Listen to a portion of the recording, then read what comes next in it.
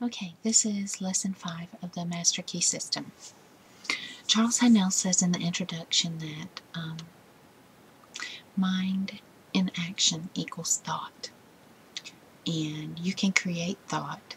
And since thoughts are creative, you can create for yourself the things which you desire. He also says that thought manifests in your conduct and actions. And these actions react upon your friends and acquaintances, and eventually upon the whole of your environment. So what that means is everything that you do and everything that you give, it passes on to your friends and acquaintances, and then eventually your whole environment all around you. So what is it called? Pay it forward.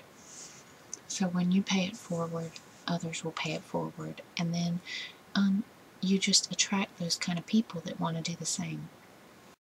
Talks in this chapter about the fact that we are kind of like sponges, and we suck up everything that our environment tells us to be true, which is not always right. It says that the subconscious mind will solve any problem out there if we know how to direct it. And it says, are we to be passive recipients of this activity, or are we to consciously direct the work? Shall we have a vision of the destination to be reached, the dangers to be avoided, or shall we just simply drift? And I say, no, let's not drift. Let's be consciously aware of how we're manifesting our lives. It says that the mind is the result of heredity, which is the result of all our past generations. And we know that we are our parents. We know we're our grandparents. We are a product of our environment.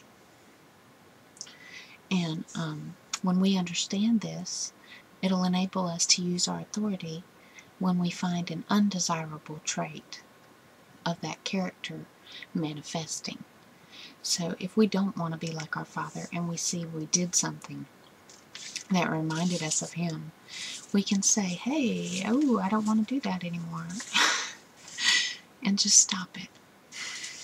Also, our minds are the result of countless impressions, ideas, prejudices, and similar thoughts that we receive from home, work, and our social environments, friends or foes.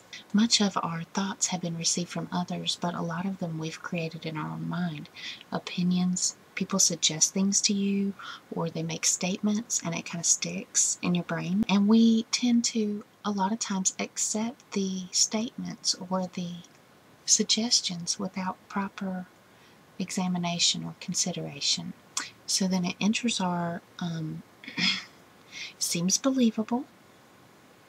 The conscious mind received the information, passed it on to the subconscious mind, where it was taken up by the subconscious and it's passed on to be built into the physical body. And the word becomes flesh. We have to be able to recognize that some things are false. You cannot trust every image. You can't trust every sentence. You can't trust every stranger. You can't trust everything that comes out of someone's mouth. Another reason, this is how rumors are bad. Because when one rumor starts, it goes to the next person. We all know this. It goes to another person. It goes to another person. Well, by the time it gets to the third person, honey, it's a whole different rumor. And they really believe it to be true. It's not like they think they're lying to you. They believe it to be true. So you believe them. So you just can't take everything at face value. Oh, so like, here's an example, because I was thinking I need an example of this. Say you're sitting for a job interview and somebody that works at the same company, and you're all spiffy and you're all groomed real well and everything like that, and you're excited about the job interview. Well, somebody that works at the same company comes up to you and, introduces themselves, and they're real friendly, and you're like, hey, yeah, cool, I could work with this guy, he's really cool, and you trust him. Well, then he's noticing your hair, and it's long. You have long hair. And he goes, they're probably going to ask you to cut your hair, because you can't have long hair and work here. That like hits you. stops that happiness of that interview going on, puts you in a whole different mode. The manager comes out, the guy says bye, Manager comes out and says, hey, step into my office, let's do this interview. By the time you're in the interview, you're like, I'm not going to get this job. Why should I even try? You got it in your head now. He's not going to hire me because I have long hair. Or he's going to ask me to cut my hair. F that. I'm not cutting my hair. And then you even feel a little hostile towards him because you know already that he don't like people with long hair. Well, you don't know that because you don't know this guy. So, the point is, your mind is no longer on the interview. It's on the fact that you're not going to get the job. So, you don't get the job. And you think it's a waste of time that you even came to the interview.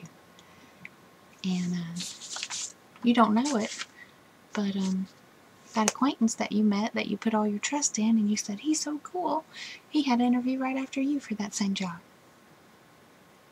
You just can't let other people's thoughts dictate your life.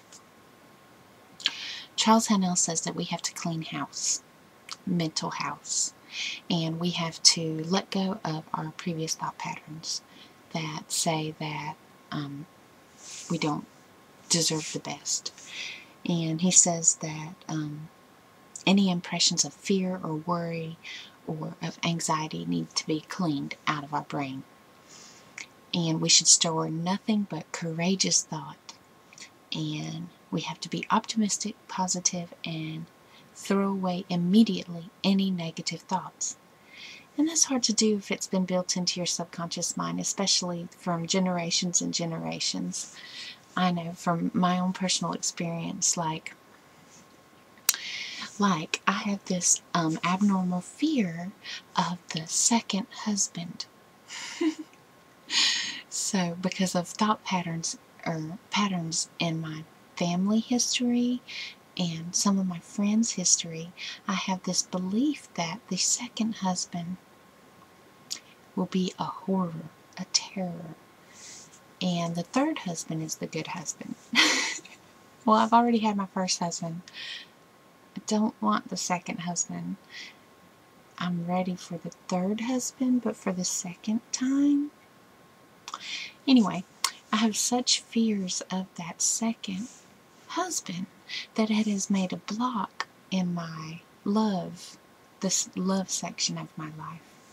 So I only am attracted to or attract men that are completely unavailable or unable to commit to me. So that's one thing I need to work on in this Master Key project, because someday I do want love. It's just I am petrified of commitment to the second husband. And I know it's illogical and crazy, but and some of my friends say you have a warped sense of reality, but it's built into my psyche. So I've got to clear that mental psyche and say that the next husband will be a wonderful, perfect match. And so, so Charles Haanel says we need to clean our mental house and get rid of that negative, our hereditary fears and anxieties and things like that, and start again and start clean.